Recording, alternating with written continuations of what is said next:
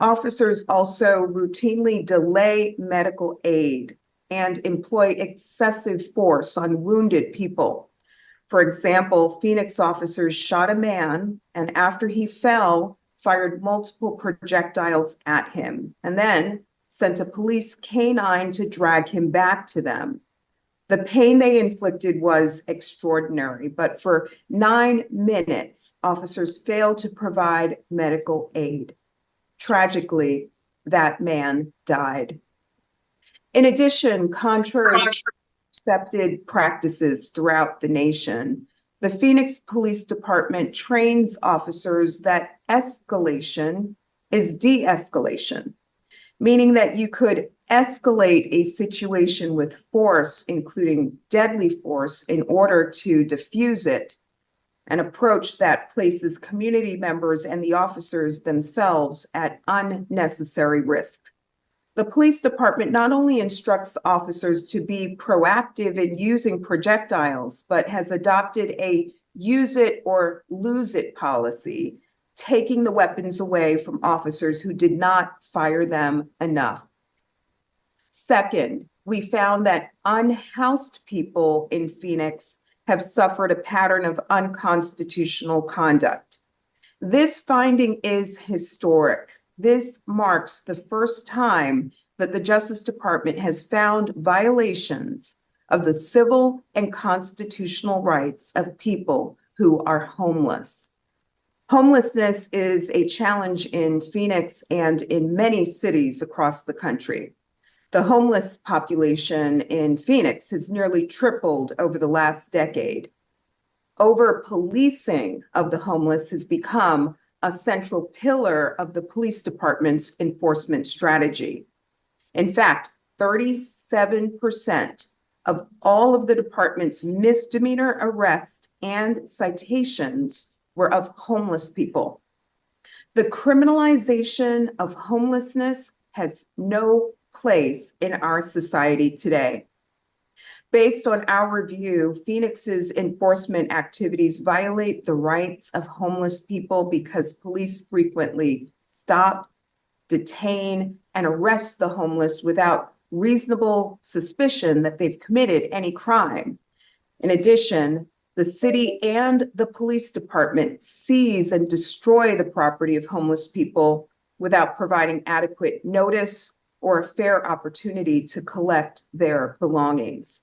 This behavior is not only unlawful, but it conveys a lack of respect for the humanity and dignity of some of the most vulnerable members of our society. Third, our investigation found that the police department discriminates against Black, Hispanic, and Native American people in its enforcement activities.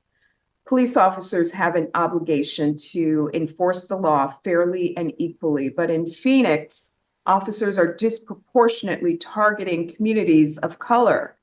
For example, Black drivers in Phoenix are 144% more likely than white drivers to be arrested or cited for low-level moving violations, and Hispanic drivers are 40% more likely to be arrested or cited for the same thing. We also found that Phoenix police enforce drug and alcohol offenses more severely against Black, Hispanic, and Native American people than against white people. Data show that Phoenix cites and arrests Black people for marijuana possession at nearly 7 times the rate of white people. For Hispanic people, the rate is more than 3 times higher. And Native American people in Phoenix are 44 times more likely than white people to be cited or arrested for possessing or consuming an alcoholic beverage. Phoenix also disproportionately brings quality of life charges like trespassing, pedestrian traffic violations, and loitering against Black, Hispanic, and Native American people. For instance, per capita, Black, Hispanic, and Native American pedestrians were all more likely than white pedestrians to be cited or arrested simply for walking in the street when there is a sidewalk. The police department claims it was unaware of these significant racial disparities, but longstanding and frequently voiced community concerns about discriminatory policing, as well as overt displays of bias within the police force, should have spurred the department to analyze its own data. Instead, the police department turned a blind eye to the data, ignored these unmistakable warnings, and failed to uncover its own discriminatory policing patterns. Fourth, our investigation found that the Phoenix Police Department violates the rights of people engaged in protected speech, including retaliating against people who criticize the department.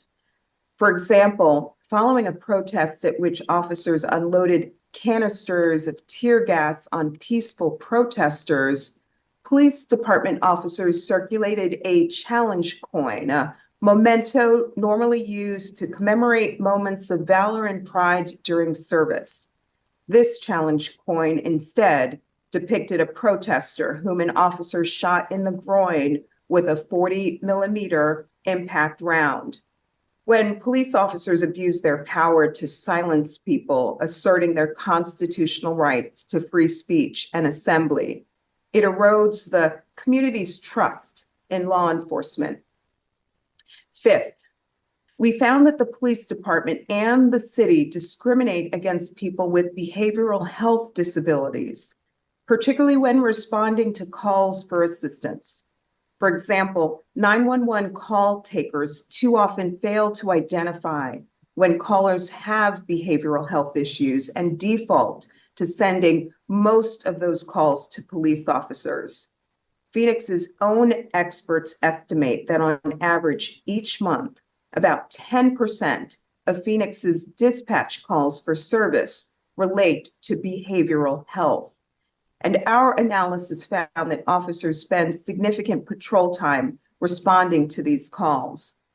Even though resources are available for an alternative response, Phoenix directs only a small fraction of those calls to them, even when there is no violence, no weapon, no immediate threat, and no need for a police officer to immediately respond. Further, when sending behavioral health calls to the police, call takers often fail to pass on critical information that could help officers respond appropriately. Particularly in this area, the hair-trigger tendency of Phoenix police to use indiscriminate, overwhelming force is both pronounced and harmful. We saw officers, including those with specialized training, quickly escalate encounters by using force, making arrests even when the police were on scene specifically to transport the person to behavioral health treatment. These harms could be eliminated by dispatching behavioral health responders where appropriate, and where a law enforcement response is needed, the harms could be mitigated by sending behavioral health responders together with police. Finally, we found that the police department makes no concession for the particular vulnerabilities of children, instead treating them just the same as adults. The problematic tactics and unlawful conduct of Phoenix police can significantly harm children's physical and mental well-being. Not only does such conduct harm children, but it can contribute to fear and distrust of law enforcement by the next generation of Phoenix residents. Our findings are not based on any one incident or event, but on a comprehensive investigation. Career attorneys in the Civil Rights Division conducted many hours of interviews. They participated in ride-alongs, reviewed thousands of documents, and watched hundreds of hours of body-worn camera video.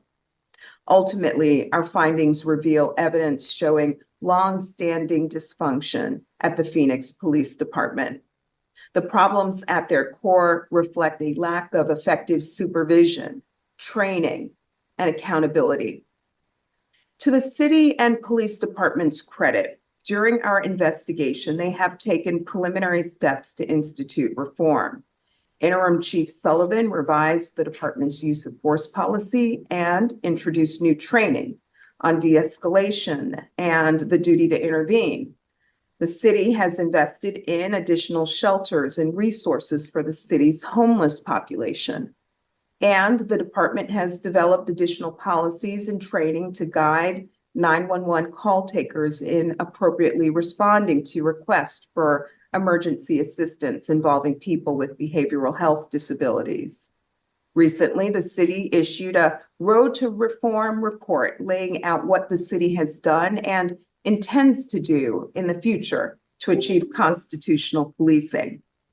However, today, many reforms have not yet been implemented. Other reforms exist on paper, but not in practice. In total, these efforts are simply not enough to address the full scope of our findings today. To achieve sustainable reform, we will need input from many sources: community members, patrol officers, command staff, and non-police emergency responders. Change is possible here. While the path to reform may not be quick or easy, through collaboration, partnership, and cleared-eye realism about the solutions that can achieve change, we can help to usher in a new chapter in Phoenix, one that creates lasting change and respects the civil and constitutional rights of the residents of Phoenix while promoting public safety. We appreciate that the city has committed to engage in continued conversation with the Department of Justice about next steps. As I close, I want to acknowledge that police officers have a difficult job and perform often unrecognized acts of heroism to keep the public safe. I also want to acknowledge the countless number of people in Phoenix who worked with us throughout our investigation, including community advocates and leaders and families of people subjected to deadly police force and police officers themselves. We know that sharing your thoughts and your experiences with us was not easy, but it made a difference. We look forward to continued engagement with the community in the months ahead.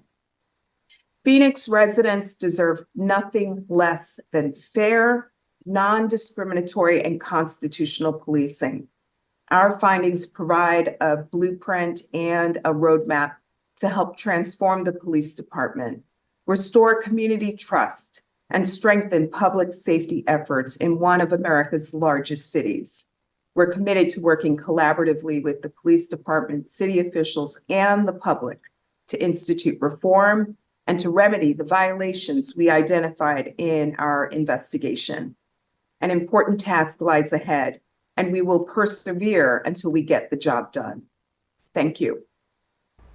All right, you have been listening live here to the DOJ, the Department of Justice, in their press conference, sharing their findings in a years-long investigation into Phoenix police. Yeah, they went over 20,000 to 80,000 different documents, over 20,000 body-worn camera videos to come up with their response here, and a pretty kind of scathing response from the DOJ when it comes to the Phoenix police and the city of Phoenix. That was the Assistant Attorney General, Kristen Clarke. She came out right at the base and said that the DOJ has found reasonable cause Phoenix police and the city of Phoenix engaged in a pattern of or practices of violations of the First, Fourth, and 14th Amendment.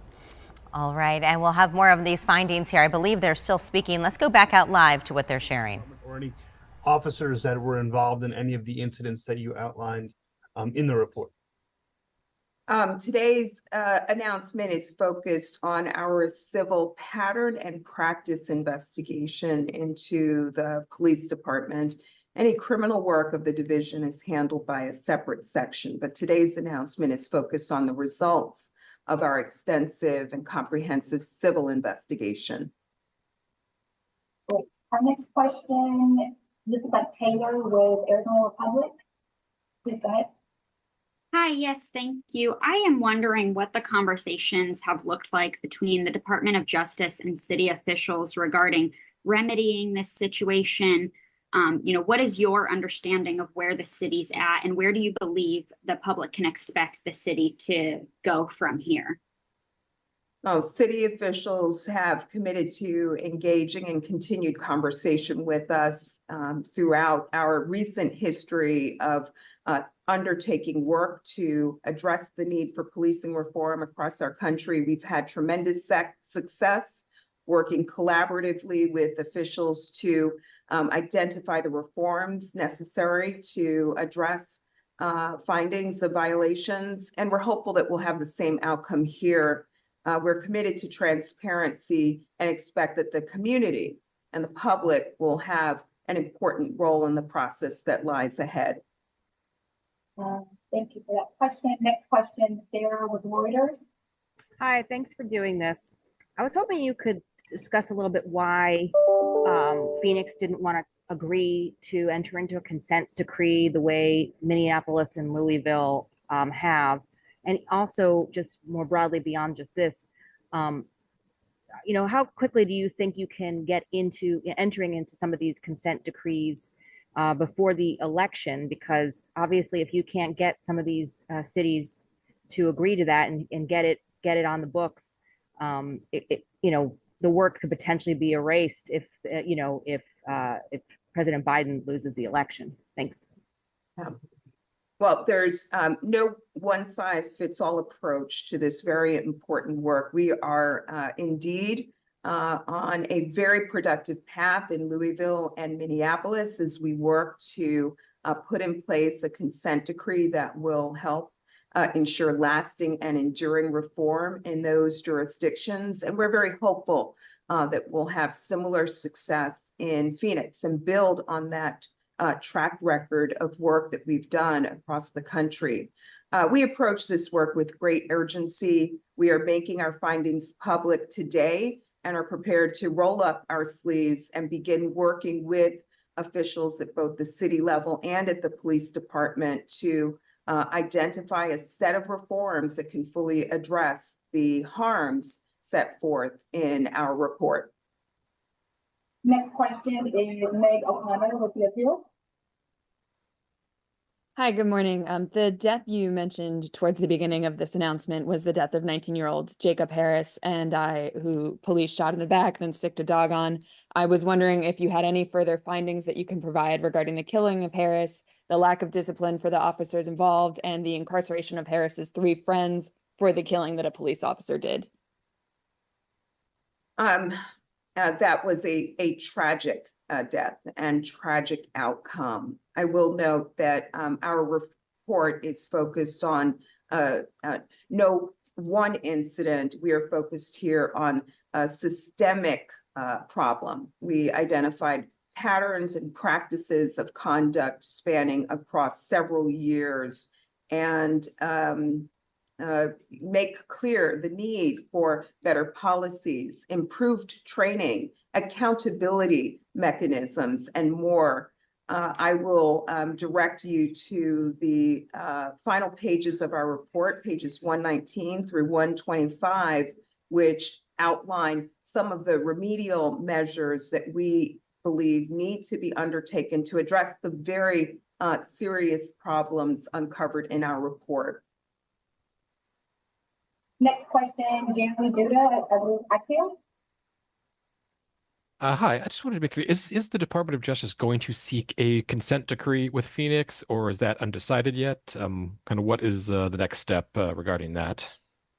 The next step is that we'll continue to engage with city officials. And our hope is that we will build on our track record of success in other jurisdictions and hopefully agree on a mutually acceptable set of reforms that can address the very severe findings of unconstitutional violations set forth in our report.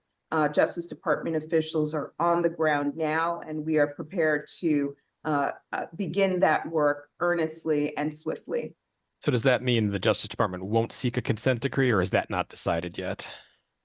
We do not have any announcement today, but a consent decree has been the vehicle that has helped to institute the reforms necessary to address the kind of serious violations set forth in this report today. Next question, Jacques with AP. Go ahead. Yes, I wanted to know, does the city plan to file anything today or in the coming weeks, any lawsuit, to press these allegations further right now? Or are you guys still in sort of negotiation stage?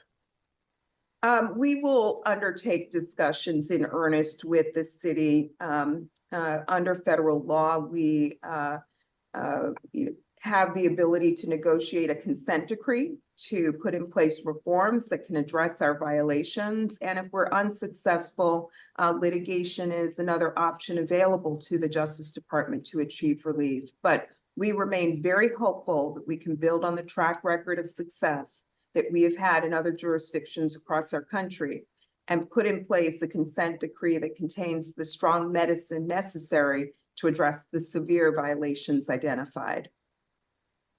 Next question, Jack Healy, New York Times. Thanks. Can you just clarify the exact time period that you looked at police conduct throughout the course of this investigation? And why has it taken so long? So we requested data from the city for a period that extends from 2016 through 2022. We also looked at data and information for the period of 2023 and 2024 as well. That included extensive interviews, review of documents, participating in ride-alongs, review of body-worn camera footage, and much, much more. Phoenix is the 5th largest city in our nation. This was a comprehensive investigation that exhaustively looked at a number of areas inside the police department. The report that we're producing today reflects extensive thought, care, and effort carried out by experienced career lawyers working with experts inside the Justice Department. Next question is David with ABC 15. Hello, can you hear me? Yes. So, breezing through this report as it's just been released, I've read the reports in Louisville, Minneapolis, and some others. On its face, this appears to be one of the more damning reports that your department has put together. Would you agree, based on the findings and the statements about there being very little oversight in many areas of this department? The findings that we have issued are severe, and I will note that our finding with respect to the treatment of people who are homeless is historic. This is the first time that the Justice Department has issued a finding of this kind in a pattern and practice investigation. It's also only the second time that we have identified discrimination with respect to Native American people. But indeed, the findings are severe. Christina Estes with Rio Radio. Hey, thank you. The city's stance has been, we recognize we need to improve. We've made progress. We'll continue to do more. We don't need the federal government really breathing down our neck. We don't need the extra expense that's going to be involved in all of this court monitoring. We're certainly open to getting feedback, and we are continuing to do what we can to improve. So what would you say to that? Because there is a narrative out there that this is, the big bad government coming in, when Phoenix knows it has an issue and has been dealing with it and will continue to do so. This is one instance where we can't count on the police to police themselves. While the city has undertaken some preliminary steps, our findings today reveal very significant and severe violations of federal law and the Constitution. We are prepared to do the hard work to address these reforms because the people of Phoenix deserve fair, non-discriminatory, and constitutional policing at the end of the day. I will point to our track record of success in cities like Seattle, Albuquerque, and Baltimore, where real reform and progress is underway. Lauren Clarke with Fox 10. Hi, good morning.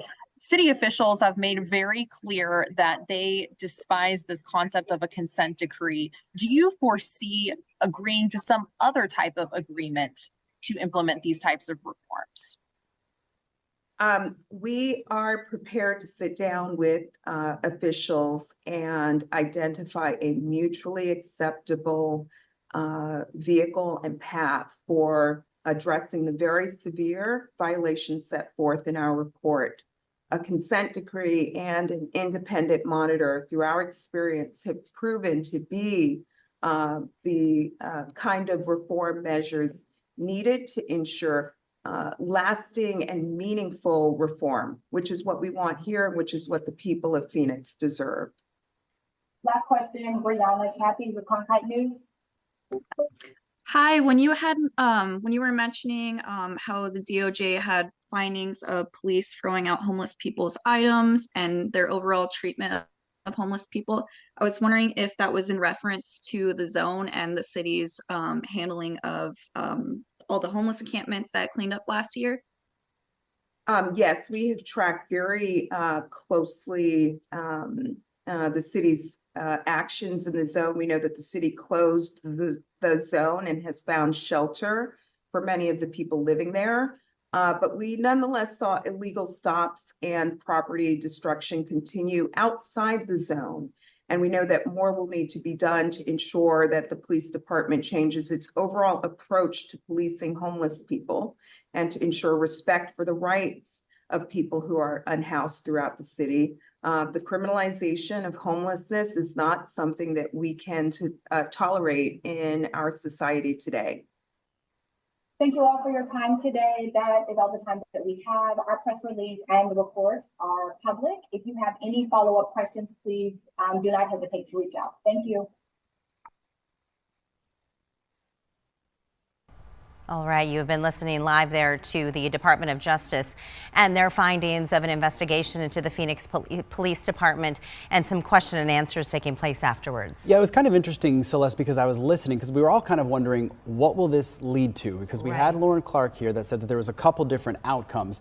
And right now, basically all she said was that they were going to be working mutually with the city of Phoenix going forward. So it doesn't necessarily mean that they were going to do what we thought they might, which was that dissent decree, which would basically kind of really oversee every step that the Phoenix Police Department makes. Yeah, and I'm glad you mentioned that because the interim police chief, Michael Sullivan for Phoenix PD, he previously worked with Baltimore and he worked through this process, having to work with the police department and reforming the department. And with that, before we let you go, I do want to read a statement that he released. He actually spoke to a local radio station. What he said was, we can accelerate reform, we can do better, faster, and provide better service and continue to fight crime and hold ourselves accountable outside of this process that you just mentioned, Ty. Specifically, it was a consent decree process, and they declined to do that with the federal government because they said there's so much bureaucracy and red tape at the federal level, it would be hard to really get anything done. All right, so you heard Lauren Clarke. She was asking questions. She has been following this here at Fox 10 for us very closely. So we, of course, we're going to look forward to more information from her throughout later editions of Fox 10. All right. Have a wonderful day. On your Thursday, we like to call it Friday Eve around here because we're going to get you ready for the weekend, even though it's Thursday. Don't tell the boss that we said. You know what? I like to look ahead from the weekend beginning on Monday. Oh, no. The forecast, though, not looking great. What does that say about your job, Ty Brennan? No. You listen. That doesn't mean anything. Don't go anywhere. Yeah, no. Don't look farther into that. You know, I just like to know what's happening. Don't dig deeper. For the week ahead and into the weekend. I'm always looking ahead to the weekend. Yeah, we're looking at pool time, sleeping in. What's not to look forward to? There's a lot to love about the weekends. All right, let's take a look outside, you guys, because it is going to be another hot one. We hit 111 degrees yesterday. 91 is where we're sitting right now at the Phoenix Sky Harbor Airport, so it is fairly warm out there.